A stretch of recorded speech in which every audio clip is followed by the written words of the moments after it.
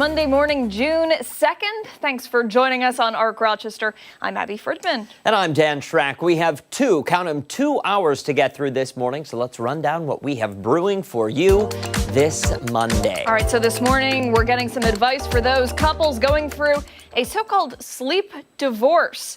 This is what I was telling you. No, never mind. This is what I was talking to Ashley about.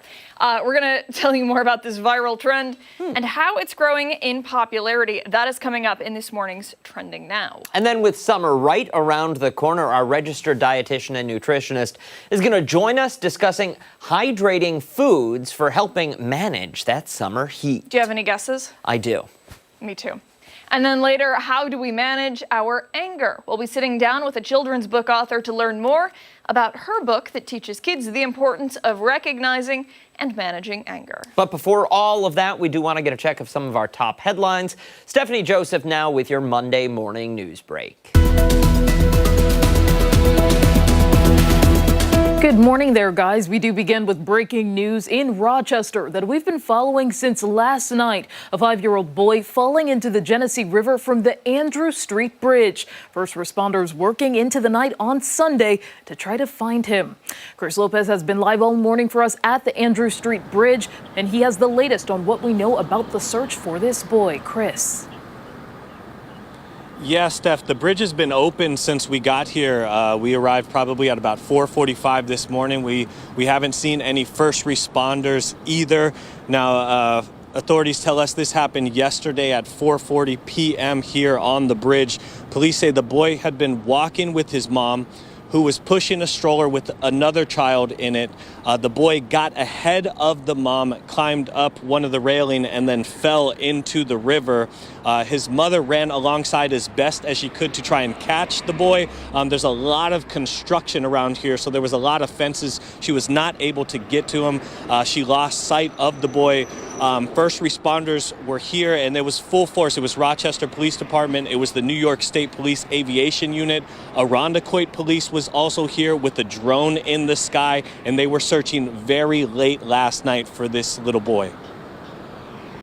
That's what it appears at this point. It's just the child was running ahead and climbing on things like 5-year-olds do, and unfortunately, it doesn't have the risk awareness that some of us that are a little bit older have in terms of climbing on the edge of bridges and things along those lines. So everything we have at this point, this appears accidental and just an incredibly sad situation.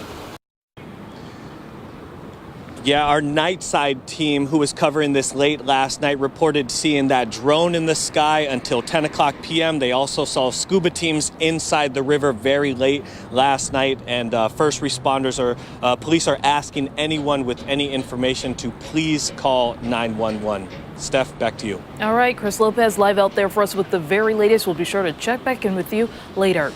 Turning now to the FBI, now confirming 8 people were injured in what it's called an act of terrorism after a man attacked a crowd with a makeshift flamethrower in Boulder, Colorado. Investigators say the suspect, 45-year-old Mohammed Sabri Suleiman, shouted "Free Palestine" as he hurled an incendiary device into a group gathered to raise awareness for Israeli hostages held in Gaza. The victims range in age from 67 to 88. Authorities say Suleiman acted alone. The FBI is now leading the investigation. A suspect is in custody this morning following a mass stabbing at a men's shelter in Salem, Oregon. The attack happened yesterday evening at the Union Gospel Mission. We're told at least 11 people were taken to the hospital. In a statement, police said detectives are working to gather the facts. Police say they do have a male suspect in custody. No information about that suspect or the victims has been released. 2 men are facing charges after police say they broke into a Charlotte entertainment venue, then jumped out of a window to try and evade officers. The break-in happened at Tropics on Lake Avenue just before 5 a.m. yesterday. During a search of the building, police say the 2 suspects jumped from the second-floor window onto the roof of a neighboring business. They were quickly taken into custody and charged with burglary and criminal mischief. Congress comes back from a week-long Memorial Day recess today. Top of the Senate's to-do list, a sweeping GOP tax cut and spending package passed by the House last month. The Congressional Budget Office estimates the plan would add at least $4 trillion to the federal deficit, leaving some Republicans undecided. Now, if the Senate makes changes, the bill would head back to the House, where the GOP's slim majority could make a final approval a tough sell. Russia and Ukraine are set to hold a second round of peace talks in Istanbul today, but it's unclear what, if any, progress may be made after Ukraine launched a successful drone attack on several Russian air bases over the weekend.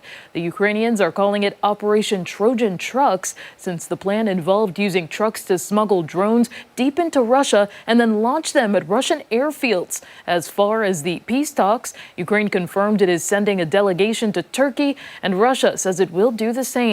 Both sides agreed to exchange demands for a ceasefire. For all these top stories and any updates, be sure to visit 13wham.com. Back to you. All right, Steph, thank you. We're going to switch gears now and get a look at the forecast, because this week we are expecting a long-awaited warm-up. Meteorologist Mark McLean in for Marty this morning. And Mark, there's plenty of sunshine out there. We're going to be back in average territory today, but tomorrow and Wednesday are days that we need to be celebrating. Yeah, there's a big change on the way in weather. And, going back to last weekend, even looking at this, we had high temperatures in the 50s. That is uncharacteristic for this time of the year. It was 59 on Saturday and 58 degrees on Sunday. So those temperatures there between 15 and 20 degrees below normal. Now, on the current view, you see the sunshine Dan just mentioned, 50 degrees right now.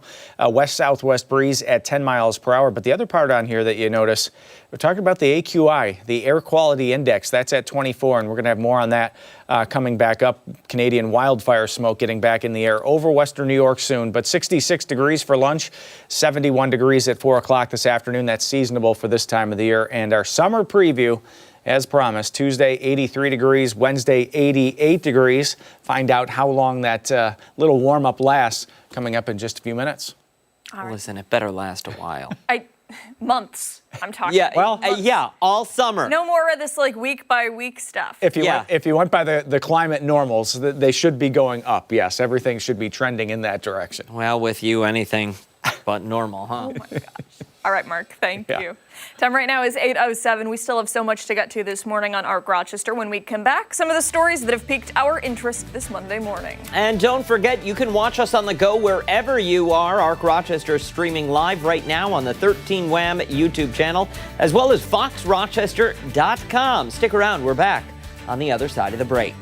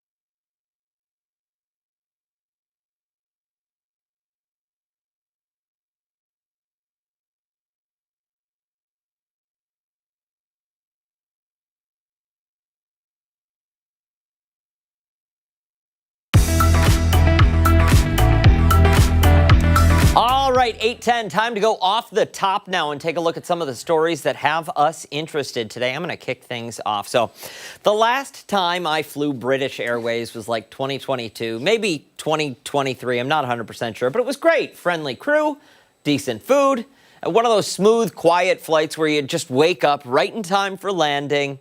Nothing like the following happened on that flight, at least to my knowledge, because last weekend, British Airways found itself at the center of a bizarre mid-air mystery after one of the flight attendants was reportedly discovered naked and dancing in the business class bathroom somewhere over the Atlantic.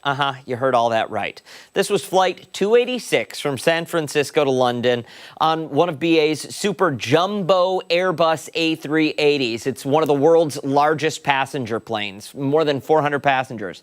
So multiple crew members say the flight attendant vanished shortly after takeoff. Now, at first, they thought he was just, in one of the aisles helping a passenger or something. Yeah. Instead, he was allegedly having what's been described as a drug-fueled meltdown behind a locked door in business class. So they searched for him, and when they finally found him, he was naked, disoriented, and cut in a rug in the bathroom.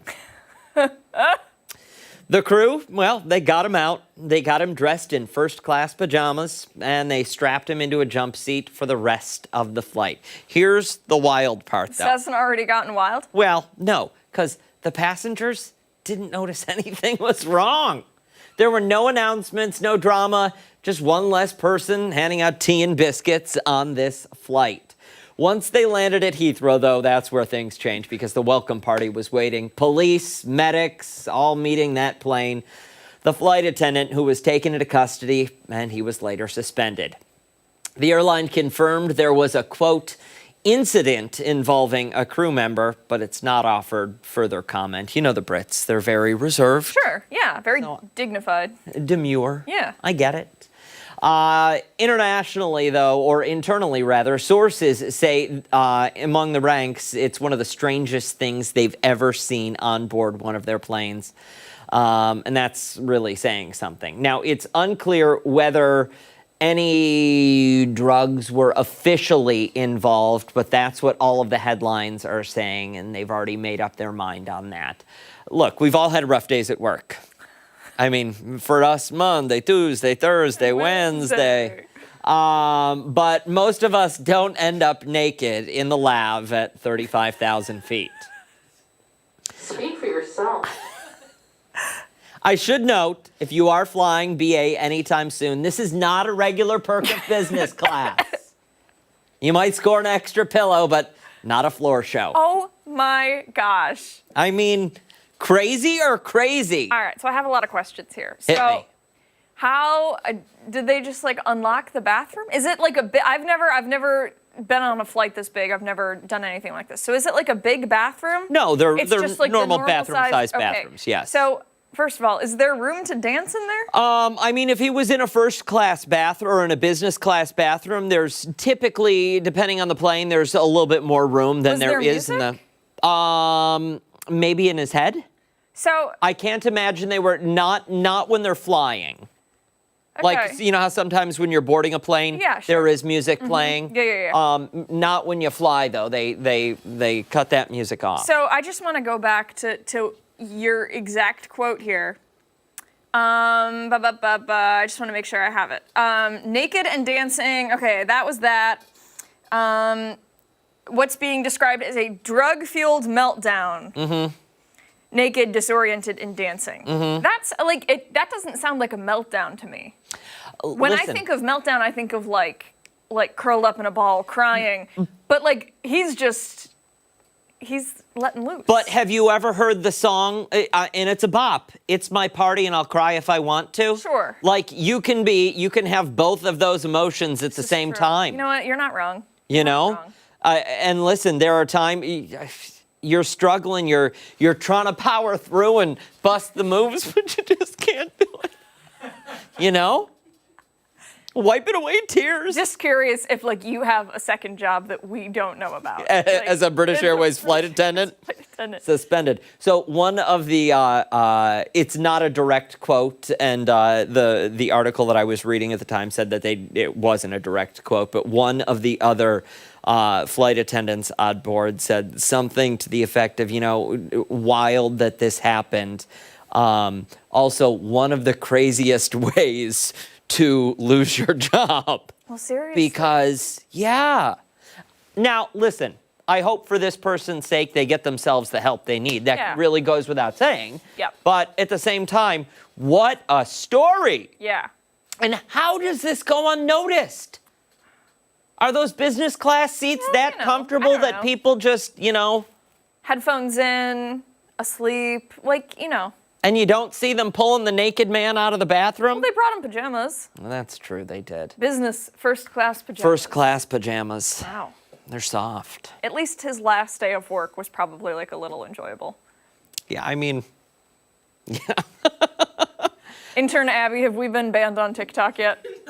Not yet. Good.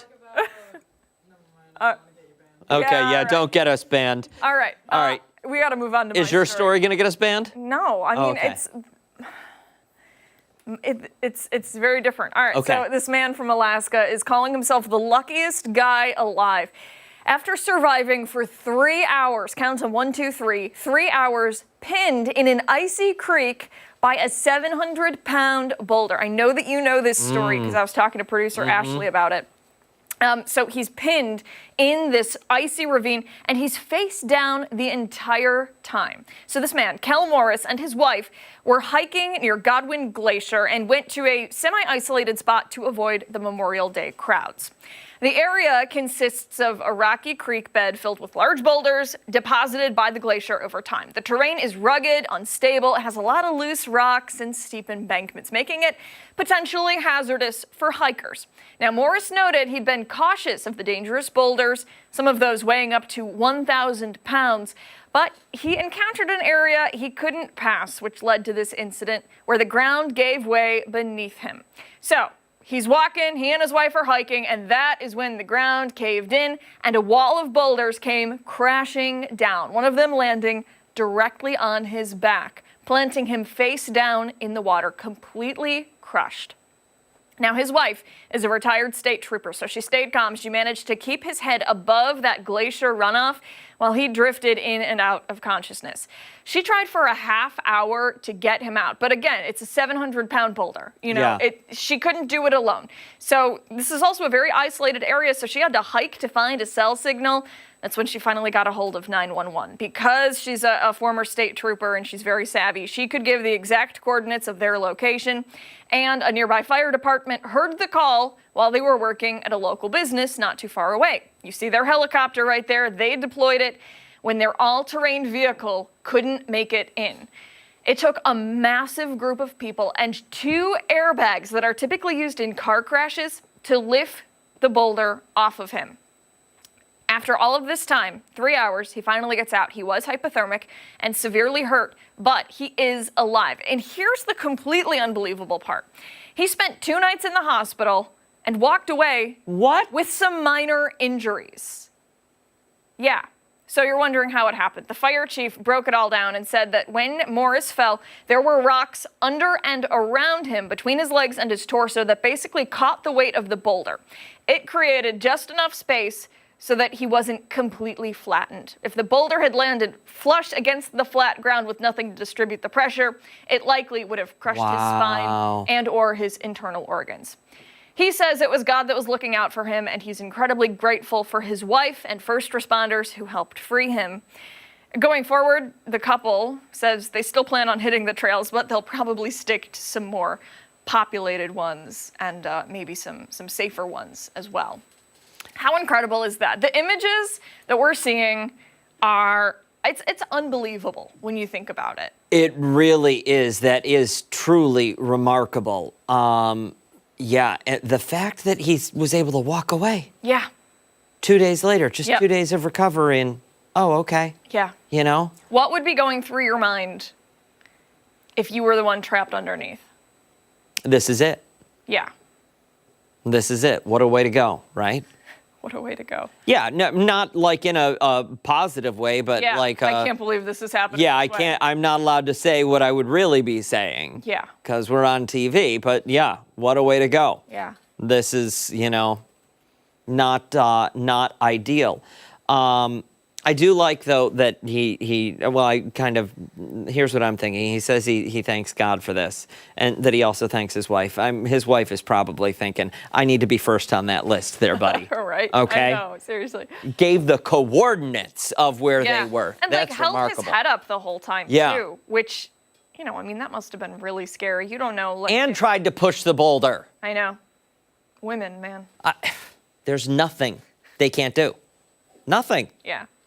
Good story there. That Not is a very big good bridge, story. Alaska. Yeah. I don't know that I'd be going hiking again. Well, okay, so Anytime soon. when I read that, I kind of laughed, but I liked that they said they're still going to continue hiking, but it's going to be nothing like that.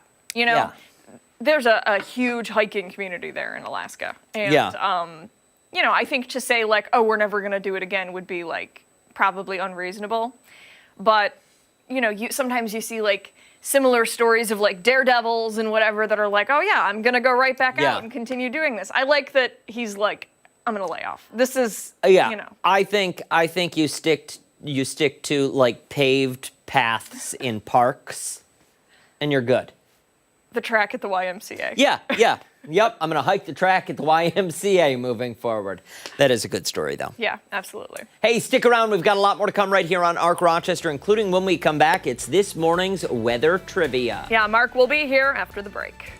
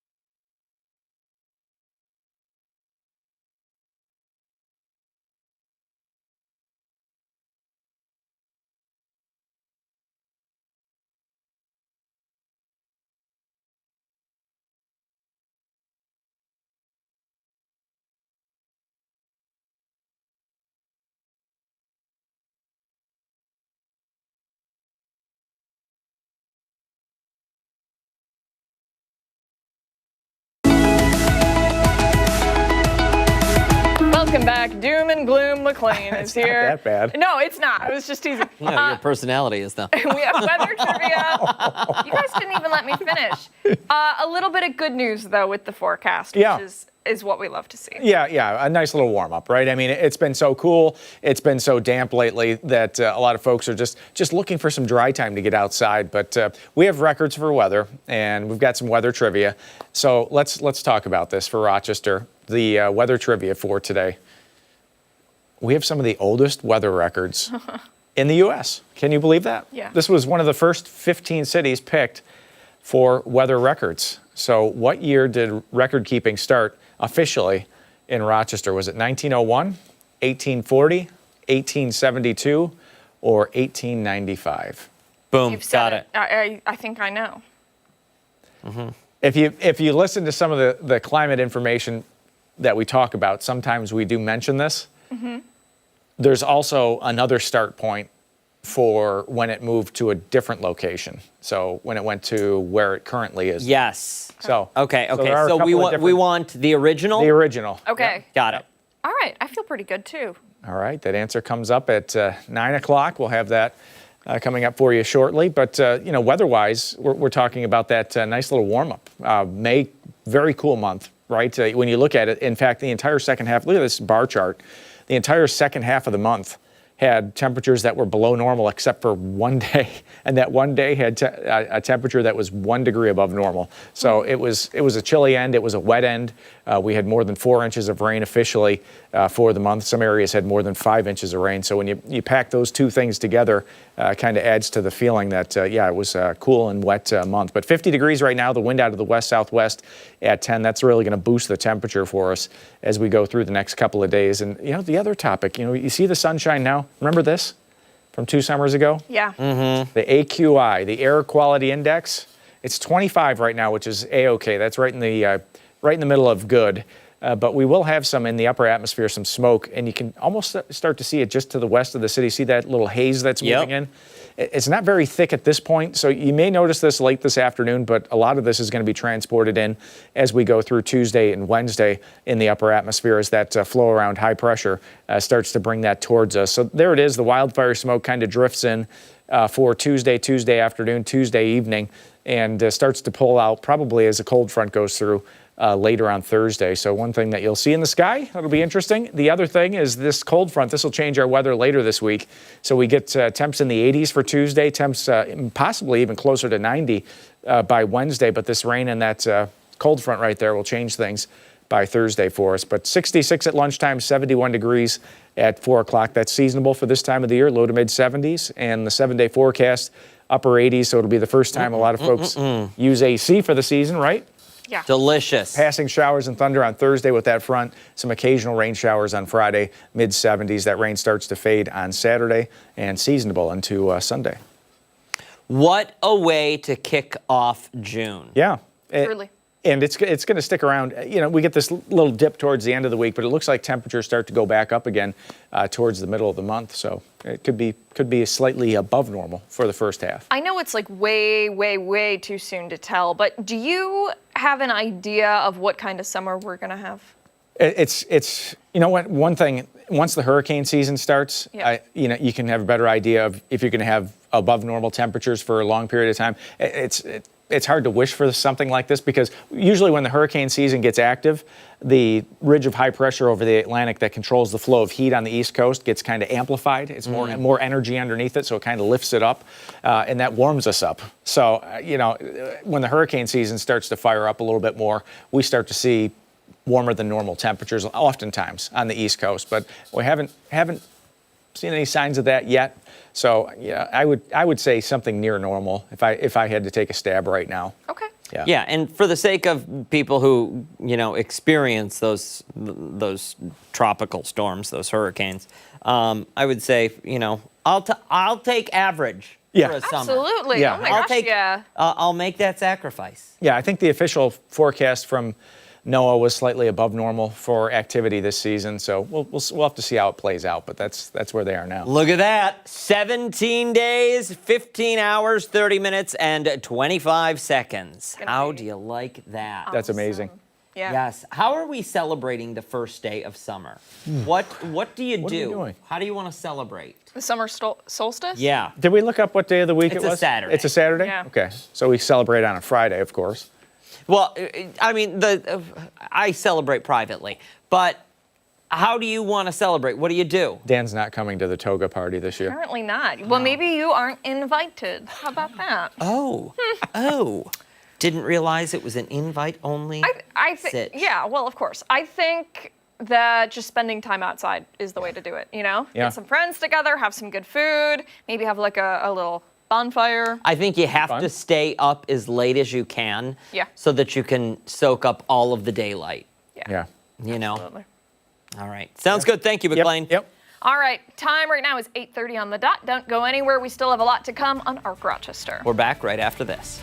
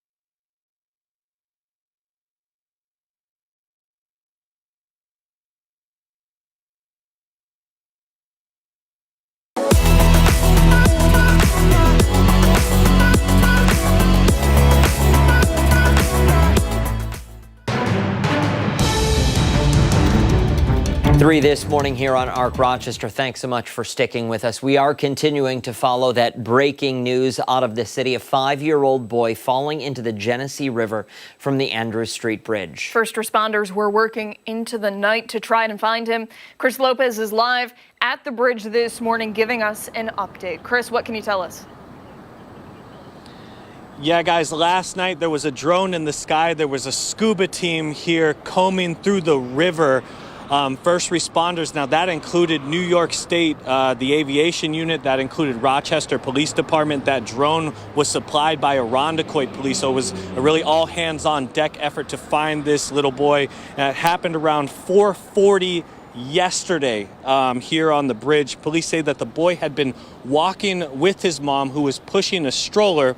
He then got ahead of his mom and climbed up one of these railings and then eventually fell into the river accidentally. His mom racing as fast as she could to try and get to the boy, but there is a lot of construction around this area that impeded her to not be able to get to that little boy, and then she eventually lost sight. Here's Captain Greg Bella from the Rochester Police Department addressing this situation.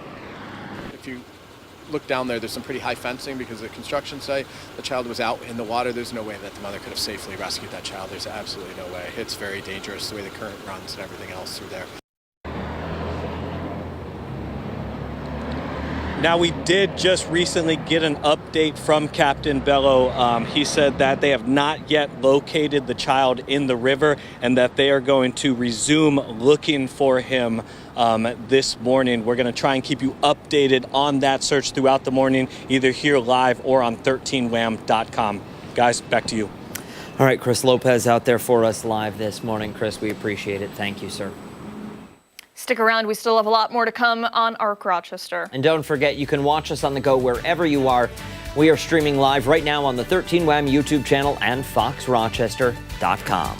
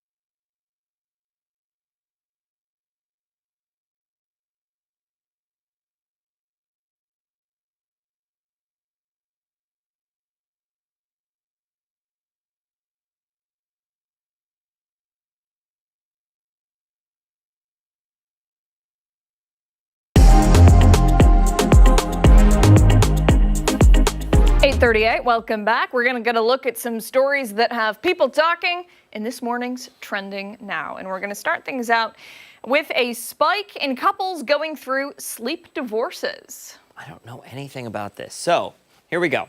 According to new data, Australian couples are going through what are being called a sleep crisis. In a recent study, 1 in 3 Australians say they're struggling to fall or stay asleep 3 or more times a week. Sleep deprivation is so bad, there are almost 1 in 5 Australians who call out of work weekly. Some are so fed up with this lack of sleep that couples are embarking on these sleep divorces. 61% of Aussies have decided to ditch their partners and sleep alone in the hopes to improve their good night's rest. This trend has taken off and is spreading worldwide. Many people weighing in saying they even have separate bedrooms away from their spouse to make sure that they get better sleep. Okay, what are your thoughts? Listen. Listen, okay. My husband and I have been together almost 10 years. Uh-huh. And I've worked the morning shift for almost 7 years. Mm-hmm. He knows that I'm a light sleeper. Mm-hmm. And every night he still likes to come in and chit-chat about what he did while I was asleep. Mm-hmm. And it makes me mad. But you know what? It's just one of those things. Yeah. You know? So you're not going for a sleep divorce. You're just going for divorce. Stop it. No. Oh my gosh, I'm no. kidding. No. I'm kidding. I don't know. I wouldn't. I don't think I would. So my grandparents slept on different floors of the house. My grandmother slept in the attic. My grandfather. What? Yeah. In the attic? In the attic. Yeah. Because it was cold. She needed cold. Okay. And Jack snored. My grandpa snored. And for at least my entire life, they did not sleep in the same room. Wow. I mean, they did sleep together. They had 5 kids. So Okay. they did at one point. Oh my God. But then there was one point where they said, okay, you're too loud and you're too cold or something. And they parted ways. And yeah. I don't know. They had a happy marriage. I mean, I'm sure. You know? Yeah, I'm saying I don't know if I would do that. To each their own. To each their own. I'm not here to judge. Yeah. Ashley, what did you write in the prompter? You said, is it dumb? Yeah, I said, is it dumb? Is it dumb? Well, would I'm you not do one- it? I mean, I think my boyfriend would like to do this in order to help him, and not necessarily the other way. Listen, to each their own. Exactly. It's fair. There you go. All right, let's move along to a story that is perfect for the summer-like heat we are expecting this week. A viral new ad has doctors reminding everyone of the importance of sunscreen. A billboard is garnering attention, advertising a beef tallow sunscreen by the brand Primally Pure. The ad reads, poison-free SPF with tallow. Next to that is a picture of a blonde woman reading, "The sun isn't poison, but your sunscreen is." Do People we have on a picture of the sign? No, we can't show it, unfortunately. Just imagine it. It said exactly that. What did it say? Tell us again with my eyes closed. It said, and I quote, poison-free SPF with tallow. And then there's a woman next to it. The sun isn't poison, but your sunscreen is. Okay, so people on social media are slamming the ad saying SPF is poison. What about the beef fat you're rubbing on yourself? I mean, they're not wrong. They're not wrong. People are making jokes about the product, saying it's for skin as healthy as a McDonald's French fry. According to the product's site, the brand promises that its SPF products are free of seed oils, fragrance, chemicals. Do you want to answer that? It's the same spam caller that calls me every day at this time, so no. Oh my gosh. No, thank you. Next week, we're going to start answering them live on air. Yeah, you know who you are. Anyways, the tallow is made, this is grass-fed tallow, so there's a big difference. Is there, though? Well, according The company to declares that tallow is biocompatible with skin for deeper moisture and nourishment. doctors are stressing to not listen to the claims, saying it could potentially cause acne flares, irritation, or even burns. Why don't you just dip yourself in baby oil before you go out there?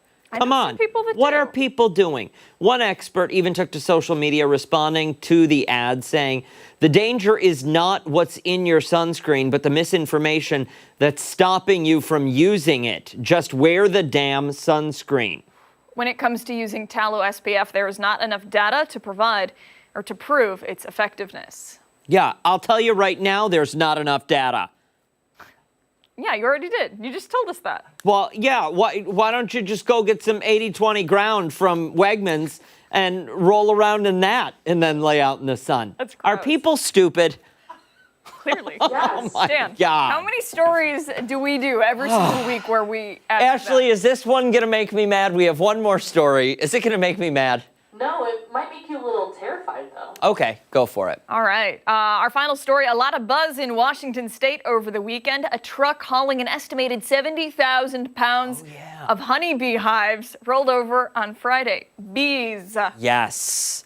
So about, get this, 250 million. Count them. 250 million. Can you count them? 1, 2. Yeah, honeybees, they escaped that truck. Now, according to the sheriff's office, the driver did not navigate a tight turn well enough, causing the trailer to roll over in a ditch. Thankfully, the driver was okay. County Public Works employees and several bee experts responded to the scene. Local beekeepers were able to recover, restore, and reset the hives. What? Okay, so wait. Okay, the plan now is to allow the bees to, allow the bees to return naturally over the next couple of days, because I thought the script was going to say they were able to catch all 250 All of million. them. They got every one of them. Not one bee was injured. I hope none of those bees were injured. I feel like probably 1 or 2 of them maybe got hurt. Yeah, I mean, they are honeybees, though. They're important. They are important. Very Absolutely. important. Could you imagine Glad being the the driver driver? was not injured. Could you imagine being that driver, though? Oh my Can gosh. you imagine what would be going through your mind? A lot of four-letter words. Yeah, a seriously sticky situation. That's a final destination death, if I've ever heard one. Yeah, if it wasn't honeybees, Yeah, stung to death by bees. like wasps or He something. can't see without his glasses. He needs his glasses. Anybody? My Girl. Yeah. Yeah, okay. That movie ruined me as Oh a child. my gosh, and it breaks your heart. Stick around. We've got a lot more to get to right here on ARC Rochester, including when we come back, this week's Health in a Handbasket. We're back after this.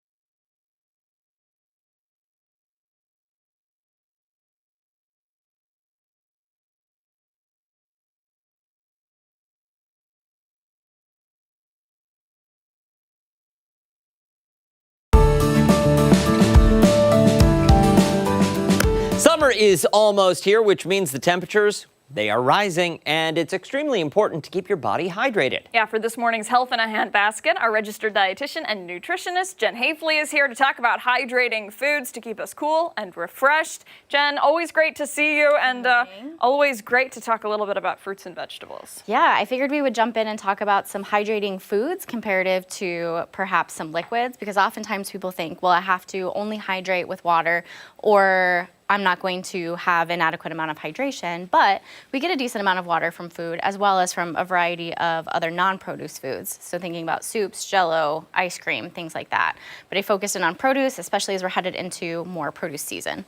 We like that. And I mean, now is the time where your grocery store is going to have anything and everything you can imagine. And so are your local farmer stands and Correct. those farmers markets. And more affordable too. I Yes. definitely was pumped to see the price of strawberries be. How much was I this? think it was $3.99. What? Yeah, $3.99. Have you eaten any of them yet? I haven't. Do you want to do the first taste test? Yeah, I do. Because there's one this one has been looking at me. Yeah, fresh from Wegs yesterday, Oh, so my goodness. Okay. I can't guarantee I rinsed them. But that's how gut microbiomes are built. Wow, good. That's perfect. 'Tis the season for it, right? It really is.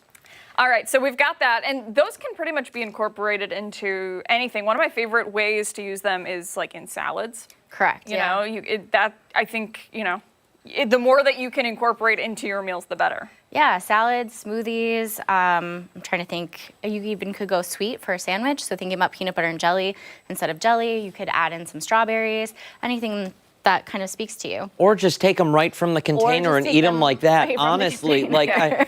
Abigail, will you eat that one, please? Look at On it. TV? Yes, it's. Do I have to make the sound that you made? No, you don't. You can turn around if you want. Thanks. Keep going. Because, Jen, you haven't I had. haven't had one yet. Oh, eat that This one, little will you? one? Yes. All right, strawberry eating time. Yes. So question for you. They're so sweet. Why do we think it's important to remain hydrated? Because we are made up of like 70% of water. Gives you energy, right? Well, water itself doesn't give us energy, but eating these foods definitely does. Doesn't it, like, if you're dehydrated, though, it makes you sleepy? It can impact how your body functions, which can leave you sleepy. Context clues, Yeah. Abby. But water itself doesn't have any calories, and calories is our body's form of energy. But it also can support the bunch of different fluids that we have, just like you said. So thinking blood, cerebrospinal fluid, lymphatic fluid. Oh. It allows our body to remove waste, and it also allows us to function metabolically appropriately. So by that I mean like not being too hungry, too thirsty, appropriate bowel movements, things like that. Okay, So when fair we're- enough. Yeah, when we're not hydrated, it also can impact how we have our temperature. So thinking about hot days, if you're not drinking enough, then you're not sweating, which then isn't allowing you to remain cool. Yeah. Okay, rate it. This was a pretty good strawberry. Yeah? 1 to 10. 1 to 10. I'd say a 9.5. I like the 9.5. ones that have like the little cleft chin at the end. Oh, okay. Yeah. Yep. Abigail? Oh, man. I would say I didn't really get to eat a lot of it. Solid 8. Solid 8? Yeah. Okay. Yeah, I'm going 8.2 for this bad boy. Yeah, it looks like you enjoyed It was it. it was Yeah. delightful. It was delightful. And what's good about hydrating with stuff like this is not only are you getting the water from the fruits and vegetables, but you're getting, your calciums and your all of these other nutrients that are built Yes. right in. Your micronutrients, your fiber, things that continue to support your digestive health and decrease the risk for things like cancer or heart disease. Yeah. We like that. Go ahead. No. No, go ahead. Favorite summertime fruit snack? Ooh, I would have to go with fresh raspberries picked right off of the bush. Oh, I like that. Yeah. Abigail? that's good. Pineapple. Ooh. Love oh, pineapple. I didn't even think of it. Pineapple corer, Yes. Oh. game changing. Mm-hmm. Oh, man. It's going to be great. So I brought these. There is a trick that I've seen on the social media Yeah? that I haven't done, where if you hold this and you keep this closed and you shake it, all of the grapes come off of the Do you vine. want to try it quick? I was gonna say, do Do it. you want to try it? Yeah, we've got like 30 seconds left. Yeah, take it away. Okay. So just hold that and then shake hold it in this. the bag. We'll see if it works.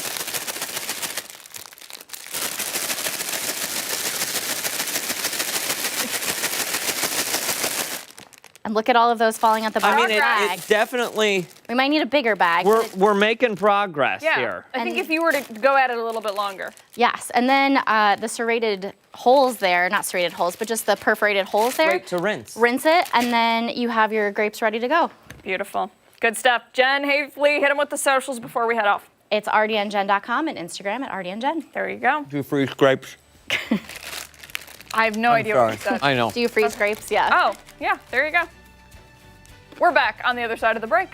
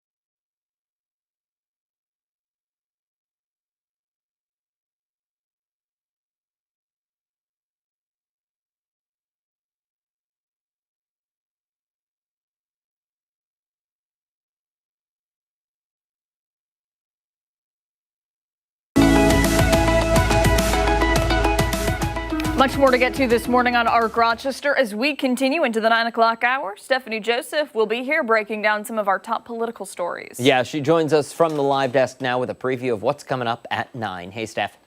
Hey there, guys. In today's political pulse, we're following new developments after hundreds of cities, counties, and states were put on notice by the federal government. What happened to a sanctuary jurisdictions list published by the Department of Homeland Security?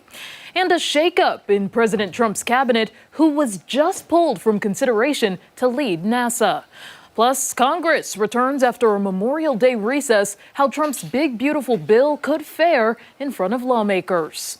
Then the response from China amid tariff turmoil with the U.S. That's all coming up in our 9 o'clock hour. ARC Rochester returns right after this.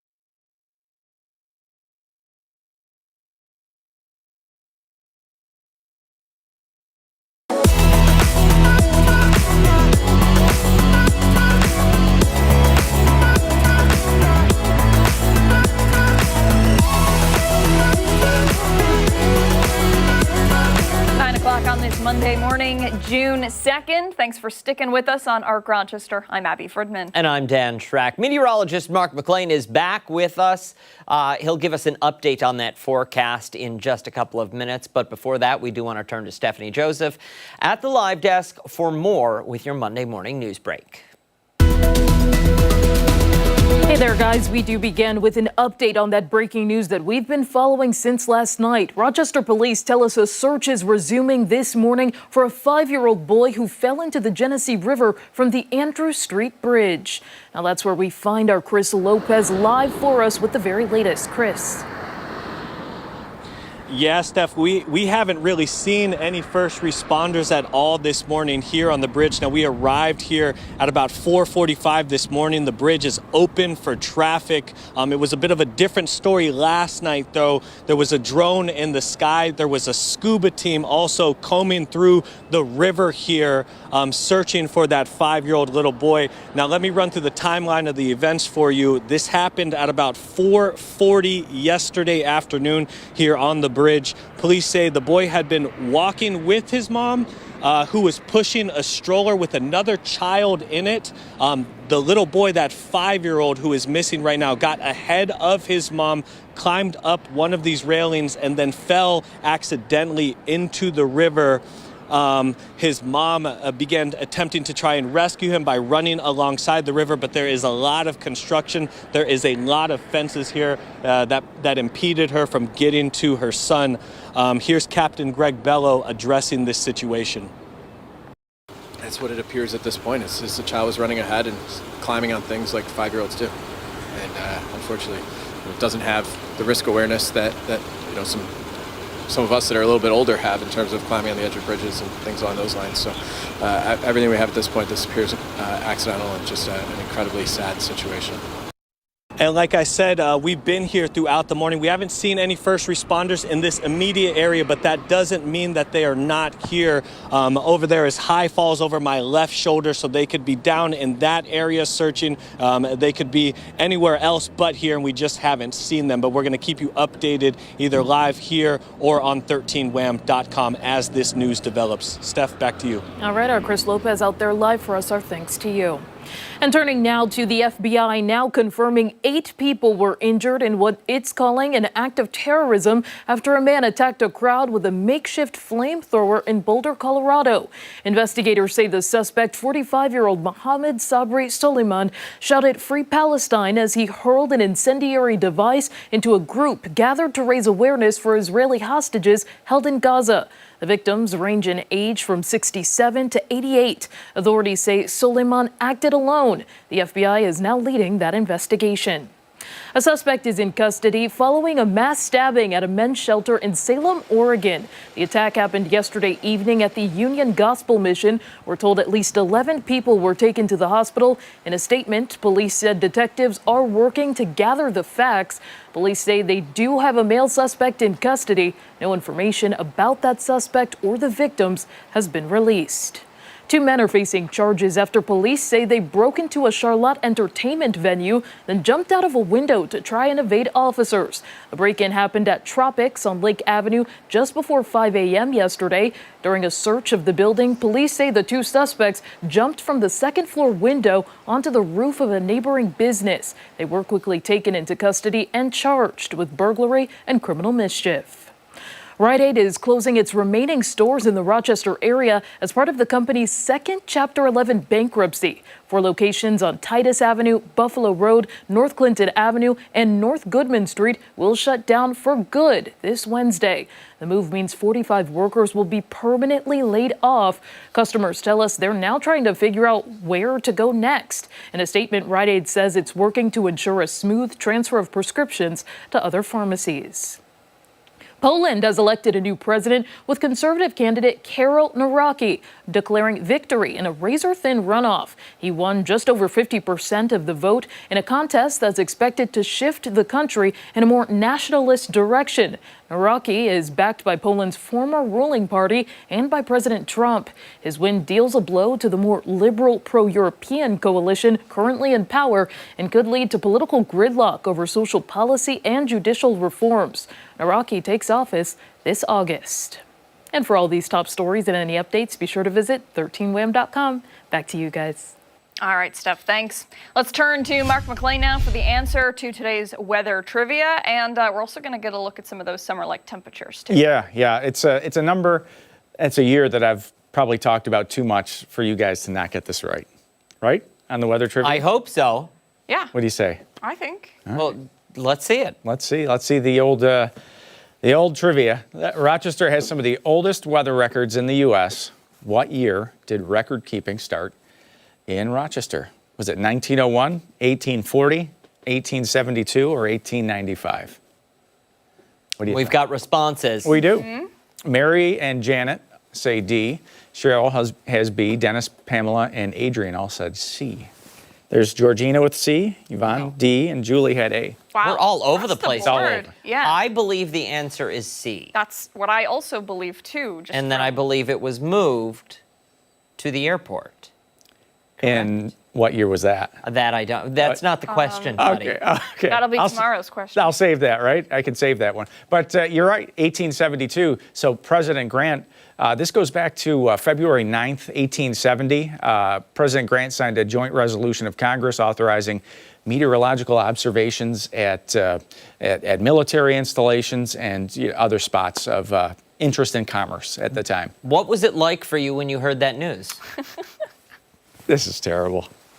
Are you insinuating that I might be 100 and What 50 year some odd did it years move old. to the airport, though?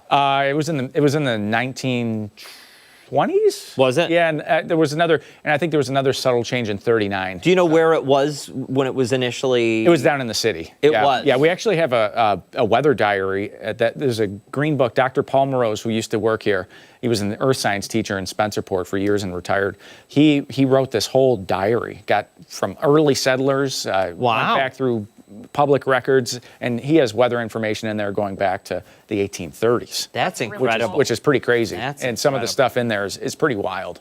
Yeah. From The Year Without a Summer, especially. You'd love it if you When read the was stuff. that? That was in the 18 teens. So a large volcano went off. The average temperature of the planet went down.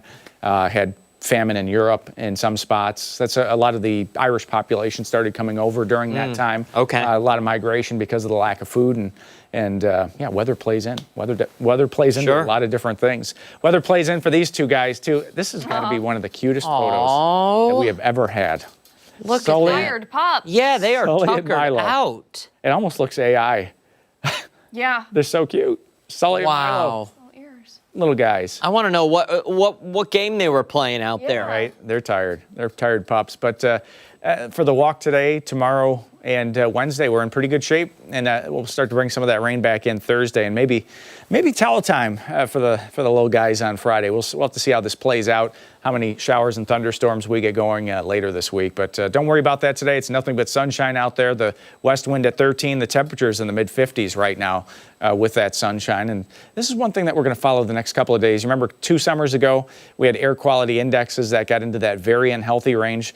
Down at the bottom. Right now, the air is A-OK. It's a 26 AQI, but just don't be too disturbed when you see that little thin, milky haze in the sky late this afternoon that's showing up pretty nicely now west of Rochester. It's going to kind of fill in a little bit more as high pressure starts to steer that flow in from the southwest. It's going to push this wildfire smoke right over the top of us. So something to watch, those orange colors. And this is in the mid and upper atmosphere again, so not something that's going to necessarily mix down to the surface, but certainly something that you're going to notice as we go through time. But forecast map ahead shows the big change for later this week. That's going to be that cold front that's slowly moving towards the Great Lakes. That's going to knock the temperature out of the 80s from the next couple of days and put it back into the 70s late this week when some of the showers and thunderstorms start to move into the area. But pretty nice looking forecast today. Low 70s by this afternoon. That's pretty seasonable for this time of the year. And the 7-day forecast is going to have us in the upper 80s. Now, the records are well into the 90s in the month of June, so nothing close to records, although you start to see temperatures in the upper 80s. It may feel like that, but it's possible we could get close to 90 for the first time this season. We usually average about 9 days of 90 in any given season. This could be one of them, especially into the Genesee Valley. What you need to get 90 usually is a strong southwest breeze, because the air sinks from the hills south of Rochester as it comes towards Rochester. So you've got elevations, 2,000-3,000 feet down in the southern tier, and that's called downsloping weather. And anytime the air sinks, it compresses and it warms. So Rochester ends up being warmer than the areas around it because of that downslope flow.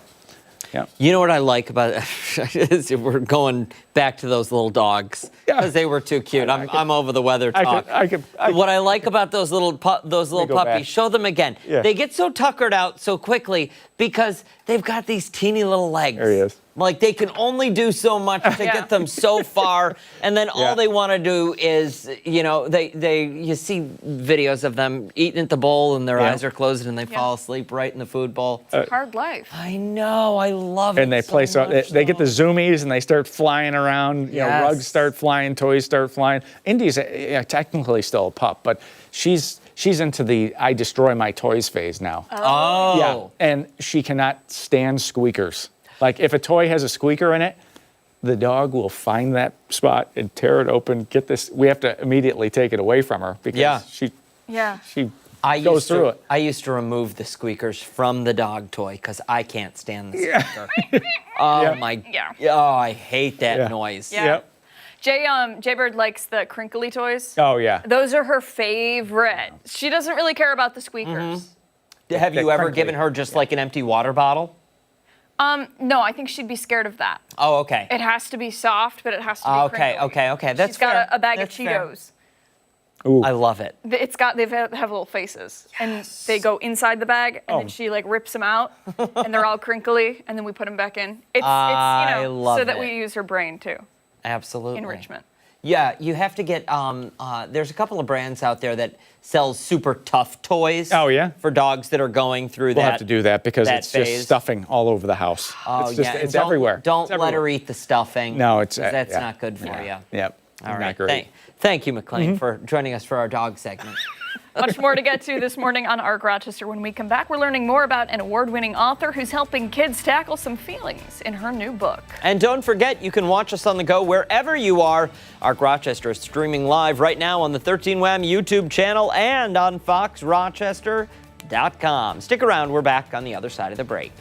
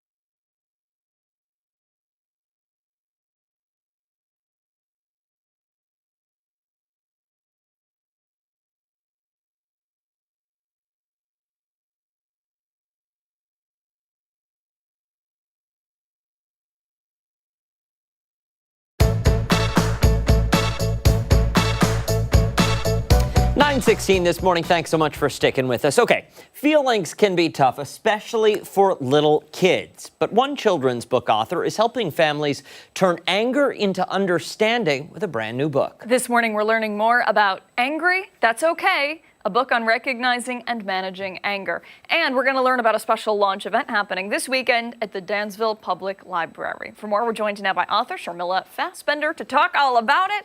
Thanks for coming back in. It's great to see you, and it's great to hear about this new book, too. Thank you. We are really excited about this one. So we talked a little bit about what the theme of the book is, but give us an overview. So we want to be able to talk about these big angry feelings. I think anger is one of those, we all feel, but it seems to have a stigma around it. And children need to understand that it's okay to feel this anger, but if we can give them the tools to manage it, then they're set up for life. And the earlier we can teach these tools and help and support them, the better they're going to be to handle life's challenges, because we all know that life is going to throw all sorts of challenges at them. Yeah, we all experience a gamut of emotions, and experiencing those emotions is totally acceptable. It's how you channel that energy when you're feeling that emotion. Exactly. And so with this book, we are trying to give them, tools to be able to explore and see what works for them. And maybe some tools work in some situations, some tools work in different situations. And we have 7 different strategies that they can use and employ and help with, growing and dealing with all these big emotions. So you have a couple different characters featured on the front. Who are we going to be meeting? Today I'm going to introduce you to James Joey and how he deals with emotion. Would you like me to read real quick? Yeah, absolutely.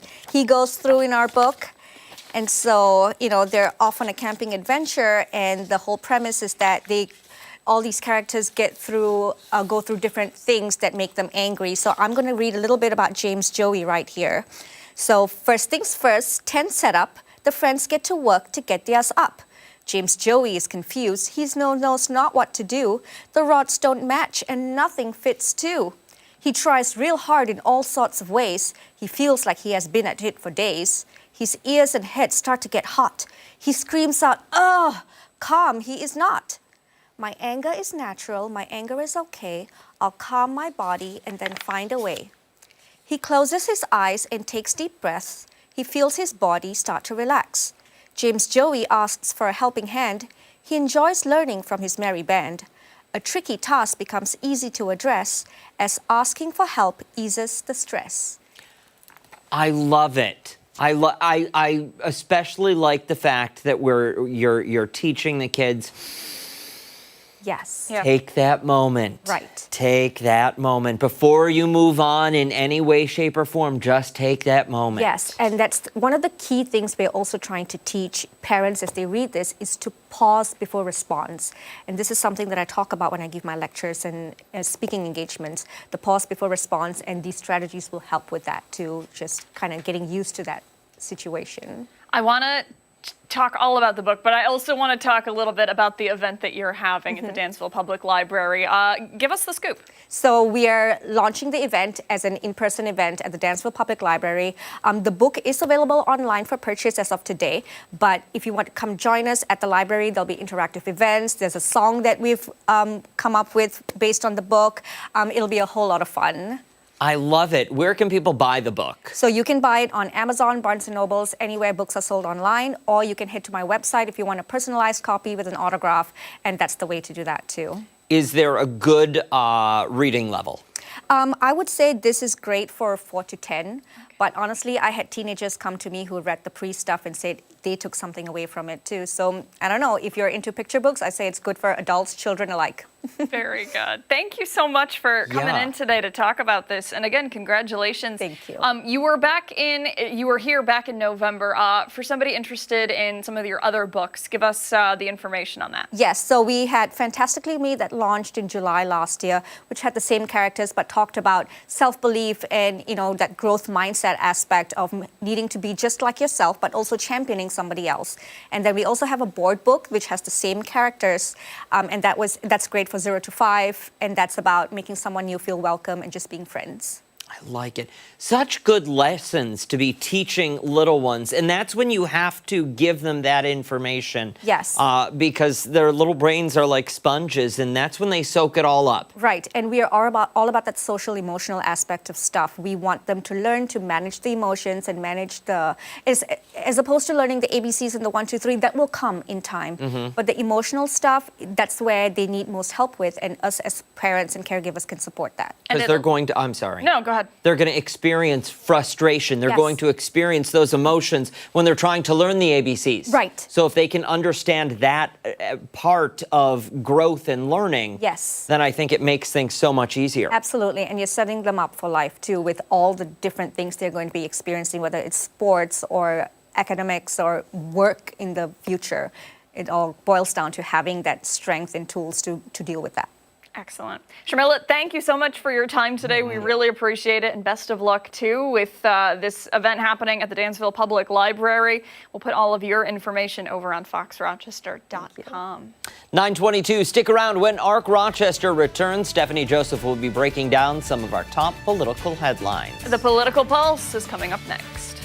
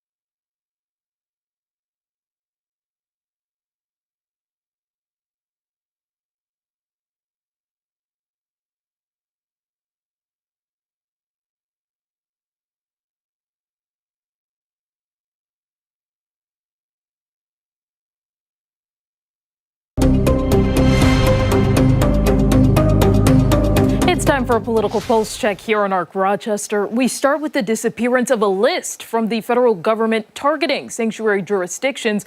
When users visit the site, this page not found screen pops up.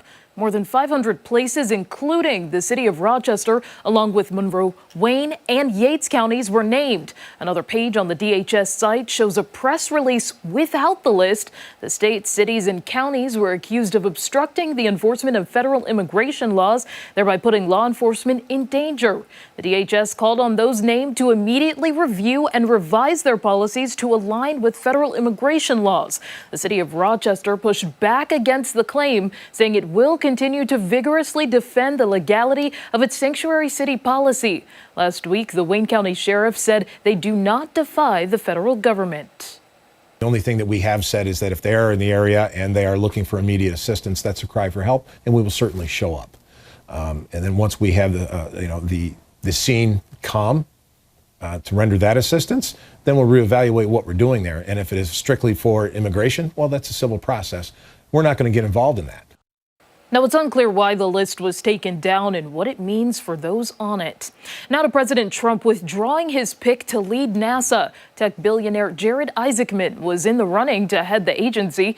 In a post on Truth Social, Trump said he pulled Isaacman's nomination, quote, after a thorough review of prior associations. Now, he has close ties to Elon Musk, who recently left his role with the Department of Government Efficiency.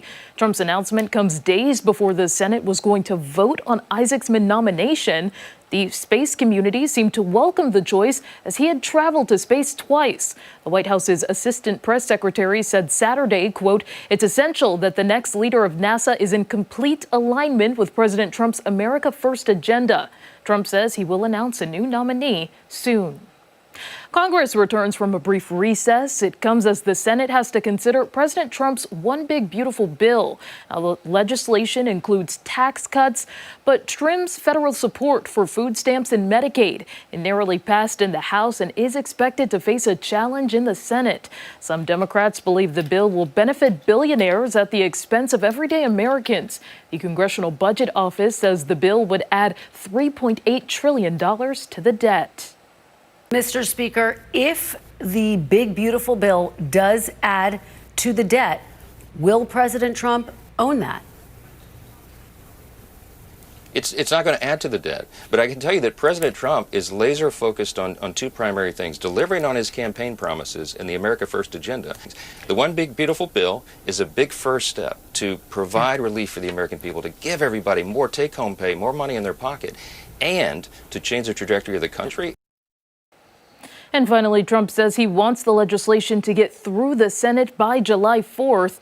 Now, China is speaking out after President Trump claimed it violated their trade agreement. The Commerce Ministry accusing the U.S. of, quote, provoking new economic and trade frictions. The country also blamed the U.S. for undermining the agreement that paused a tariff war.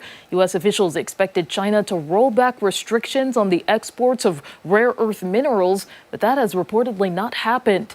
U.S. officials describing talks right now as stalled. It would be incredibly unwise for China to continue down this path and not seek instead the path of cooperation and simply honoring the terms of the deal they entered into in the United States. And be sure to stay with ARC Rochester for your top political headlines. We're back after this.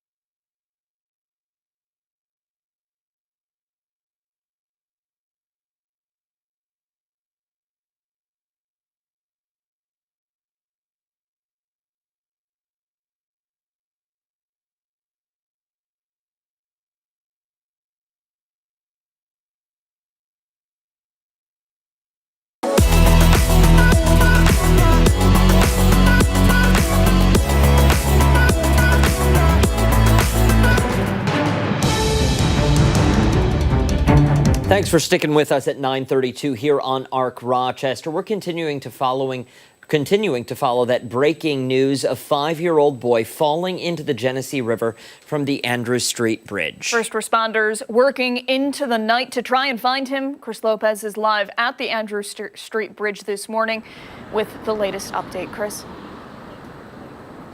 Yeah, guys, we got an update about an hour or so from the Rochester Police Department. They said they are going to continue the search this morning as they were unsuccessful in finding that little boy last night.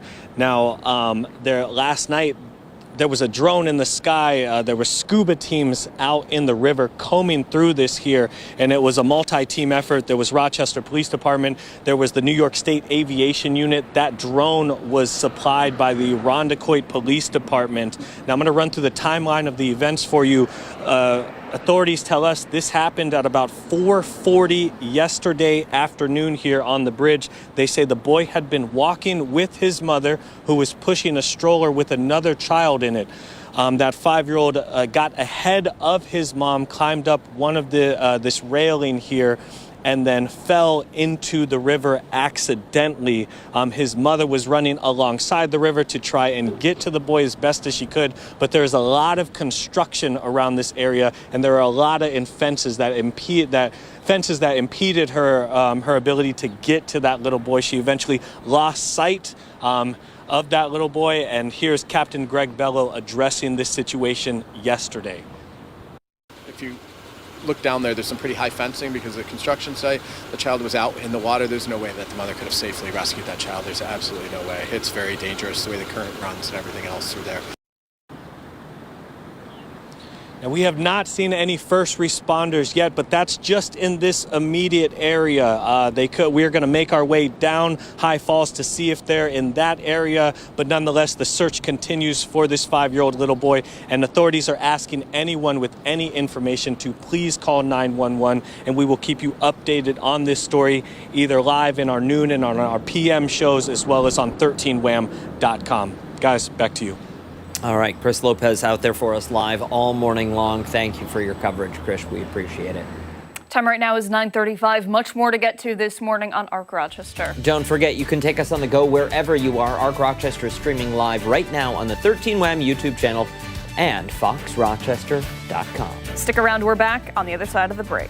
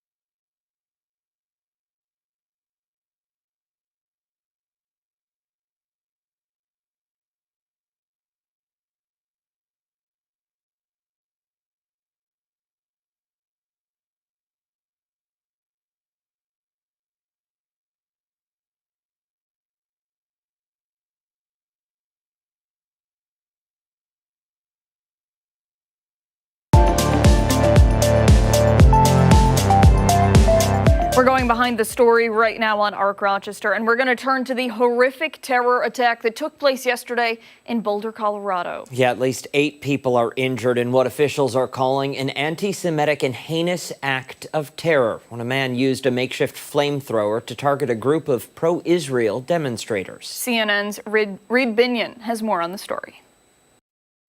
But, this has really inflicted a lot of fear in the Jewish community at large, the pro-Israel community. Colorado Governor Jared Polis reacting to the terrifying scene after a man in Boulder, Colorado, set multiple people on fire at a Jewish community event. It was a weekly gathering to support Israeli hostages in Gaza. Witnesses are reporting that the subject used a makeshift flamethrower and threw an incendiary device into the crowd. According to the FBI, the man yelled "Free Palestine" during the attack.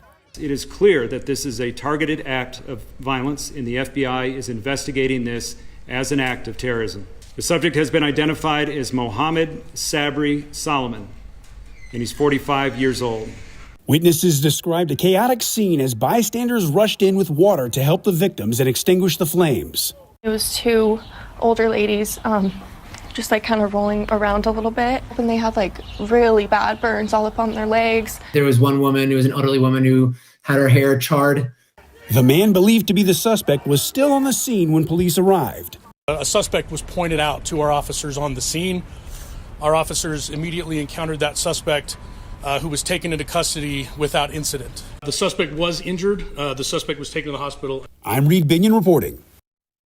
And again, that suspect, 45-year-old Mohammed Sabri Solomon, this unfolding all in Boulder, Colorado yesterday. Yeah, the latest information we have from police is that he has been charged with 2 counts of first-degree murder. However, there has been no update on the status of those 8 people hospitalized. No word on who among them may have perished following this horrific attack.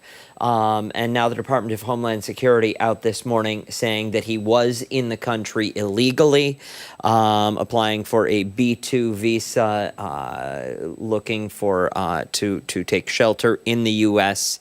So more on that also to develop as we make our way through the day. Yeah, and again, just going back to the victims, which you talked about just a second ago, 4 women ranging in age from 67 to 88.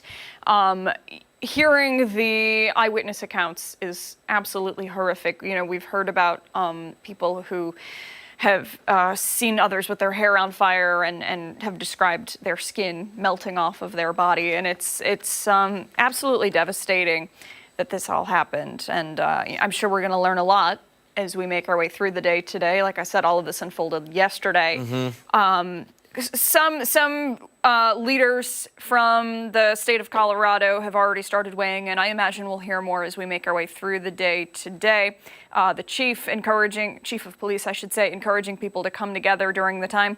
The mayor of the area saying that he was very sad, very appalled that members of the Jewish community were attacked during this peaceful gathering. And I think one thing worth noting is, and Reed Binion mentioned it there in that story, that these walks have been held every week and for the most part haven't had any incidents. Yeah. And I believe one of the individuals, one of the older individuals that was injured in this attack is actually a Holocaust survivor. So really deplorable act any way you look at it. But then to know that someone who's already been through so much is forced to deal with this. And again, we don't know the status of these 8 victims that were all injured and burned yesterday out during a public demonstration. Right, yeah. Out in public, right in the middle of the afternoon. I think it was around 1:30 that this all unfolded on the streets of Boulder, Colorado, just about 30 miles from Denver, so not all that far. And I think we've got a little bit of sound from some of the people who were there, some of the witnesses who saw this take place, even one, I believe, who was part of this demonstration, if I'm not wrong. Ashley, is there any way we can pull that sound up? It was 2 older ladies, just like kind of rolling around a little bit. They were in their underwear because they had like stripped their pants, obviously. And yeah, I was just like, how can I help? And they had like really bad burns all up on their legs. And then I went over to this other grass area that was like right by the front entrance. And there were some people, there was another lady on the ground with really bad burns on her legs, just like screaming. One of the absolutely most tragic part about stories like this is how commonplace acts of violence and acts of terror have become for people anywhere in the country. Right. It's really remarkable that, as shocking as these incidents are, at the same time, there's so many of them. I mean, we discuss it when we discuss things like school shootings, and you have to say, you hate yourself for saying it, but which one was that? Right. You know? Yeah. Because They're happening there's too often. just so much hatred. Yeah. We'll continue to follow this. Updates to come as we make our way through the day. Certainly stick with us, 13wham.com. You'll find all of those updates. Stick around. We've got a lot more to come here on ARC Rochester, including when we come back. We are taking a closer look at those ongoing wildfires to our north. Yeah, we're back after this.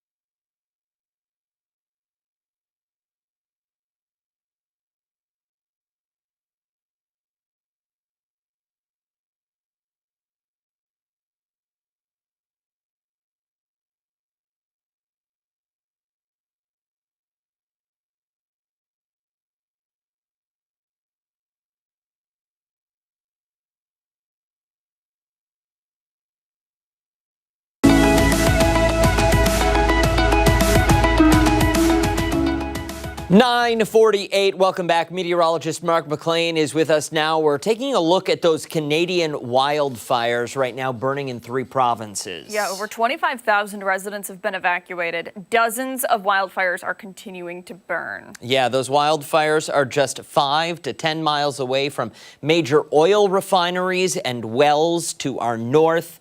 And I know that it's a bit unnerving for a lot of people in that area, Mark. Yeah, it takes you back to 2023, right? And, the summer, we obviously weren't experiencing the fires down here in the U.S., but we were experiencing the aftermath of it. And, when you think about something like this, to be able to smell a fire that's literally burning more than 1,000 miles away from you, how big does that fire have to be to put that kind of cinder and ash into the atmosphere to where you're actually smelling it in western New York? So that one was actually the size of North Dakota in 2023. Wow. So, and North Dakota's, it's not a small state, and that's about double. So wildfires in Canada are a normal thing. Okay, I don't want to say that this is unusual. It is unusual in the size of some of these fires. So 2023 broke the record from 1995, which had the previous record for Canada. But when you take something, the size of North Dakota, imagine just taking something that size and just lighting it on fire. Mm-hmm. Yeah. I mean, that's tremendous. Absolutely. Yeah, it's terrible, but we have some ways of measuring this in the atmosphere too. When you look at this from the standpoint of some of our scenes that we can go to, the air quality index is one of these indexes that pops up a lot, and we follow that. We follow the pollen count here from Dr. Hartel's office too. They're unrelated, Sure. obviously pollen, but it's still something that's floating around in the atmosphere that we have to follow in weather. What are we expecting to experience here? Is it going to be anything, so far as we know, anything like we experienced in 2023? So the dispersion in the atmosphere can be in the upper atmosphere or the lower atmosphere. It just depends on really what the atmosphere is doing. And here's some of the video of the city sky. Remember how milky it got? Yeah. And remember how, you could smell, it smelled like a bonfire. It did. I remember walking out of the station one of those days, and it was really remarkable. Yeah, and it gets unhealthy for some sensitive groups. Right, yeah, and I just remember so many events being canceled or postponed. That's right. Yeah, because I'm trying to think, Dancing with the ARC, right, postponed because of that. Tour de Cure, I want to say. I could be getting these wrong. No, yeah, you're right. You're right. Several events, they had to be pushed back because, it's not unsafe for everybody to be out there, but for some folks who maybe have some, if you're asthmatic, if you have some kind of respiratory issue or some kind of heart issue, the last thing you want to do is stress your body out even more. And a lot of us ended up inside. A lot of folks had the N95s on, the masks on again, and we're tracking it. I can show you what the current index level is on some of our weather graphics. The air quality index right now, as of last check, was about 24. So that's not a point where it's a concern. Anything between 0 and 50 is, quote, considered good in the atmosphere. So that's not a terrible level to be at. A lot of this is going to be in the upper atmosphere. Now, here's where it gets a little bit more unhealthy. When you get to that 101 to 200 level, the 201 to 300 level, as measured by the New York State Department of Environmental Conservation, that's when it really becomes an issue. We were in that unhealthy range in 23. Yeah, I believe we were over 200. Oh wow! Okay, yeah, we did get levels that were into the 200. So it was a really poor air quality. Much like if you lived in a congested city that just had tons of pollution. But you see some of that in the upper atmosphere there, back to our west, and high pressure is going to steer that towards western New York. You watch the wildfire smoke, and when you see that orange color, that's where the sky's going to look milky to you. A lot of this is going to stay, thousands of feet above our head, and not mix its way back down to the surface. But we'll keep you posted on this the next couple of days in terms of that air quality forecast. And I did mention the pollen forecast too, other things that are flying around that could flare up the allergies. But it's the grass pollen now that's the big contributor there. That's again from Dr. Hartel's office. It will be so interesting to see what happens this summer with the wildfires and if it's anything like 2023, if it's just a repeat of all that. And it depends on the weather pattern too as to where this stuff goes. A lot of times it'll just stay up to the north, but the jet stream's been amplified lately. This cold air that we've had, a huge trough on the East Coast, that just brings the air down from central Canada, from northern Canada. So whatever's happening up there, usually it's clean and refreshing air that comes down from up there. But in this case, it's bringing down all those particles from Canada. The images of it all were so interesting too. We were showing some of those. I just remember that one from New York City. Oh yeah. Though it is bright red and it's so hazy. I don't know if we can pull that one up. Yeah. I think it'll show up here in just a second. They've got a time lapse of one world trade. Wow. Yeah, just incredible images that and hard to believe, like you said, Mark, that it made its way all the way to New York. And you remember what the sun looked like at sunrise and sunset too? It looked just reddish, dull, almost like you're not supposed to look at the sun, obviously. Yes. But you could almost, you could glance by it, and it really didn't. It didn't hurt your eyes. You're not supposed to do that, though. I shouldn't say that. Really remarkable. But again, something you'll continue to follow for us, and we'll continue to follow for you right here on ARC Rochester. When we come back, our final thoughts this Monday morning. Stick around.